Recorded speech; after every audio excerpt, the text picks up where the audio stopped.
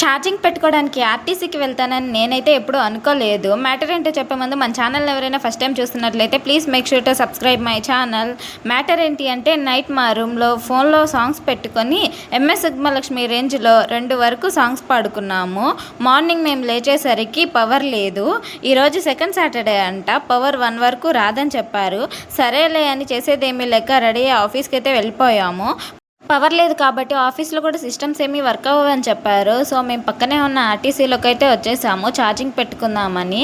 వెళ్ళగానే మాకు ఒక ప్లగ్ బాక్స్ అయితే కనిపించింది. వెంటనే ఛార్జింగ్ పెడదామని ఫోన్స్ తీసి ఛార్జింగ్ అయితే పెట్టాము. మా బ్యాడ్ లక్ ఏంటి అంటే ఇక్కడ మాత్రం ఛార్జింగ్ ఎక్కలేదు. ఒక్క చోట ఎక్కకపోతే మేము ఆగుతామా? ఆర్టీసీ మొత్తం తిరిగి ఎక్కడ ఛార్జింగ్ ఎక్కుతుందో మొత్తం సెర్చ్ చేసాము.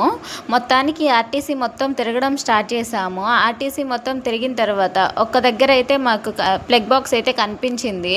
వెంటనే అక్కడికైతే వెళ్ళిపోయాము. అక్కడ ఛార్జింగ్ పెడితే అక్కడ మాత్రం ఎక్కుతుంది. ఫోన్లో ఛార్జింగ్ ఎక్కే టైంలో మేము ఖాళీగా ఉండలేక బస్ స్టాండ్ మొత్తం మళ్ళీ తిరిగేసి వచ్చేసాము. కానీ ఛార్జింగ్ మాత్రం గంట తిరిగినా కానీ 6% కూడా ఎక్కలేదు. సో చాలా డిసప్పాయింట్ అయ్యాము. ఇంకా చేసేదేమీ లేక ఫోన్స్ తీసుకొని అయితే రిటర్న్ అయిపోతున్నాము. మీరు ఎప్పుడైనా ఆర్టీసీకి బస్ ఎక్కడానికి కాకుండా ఛార్జింగ్ పెట్టుకోవడానికి వెళ్ళారా? వెళ్ళుంటే కామెంట్ చేసేయండి. Okay bye.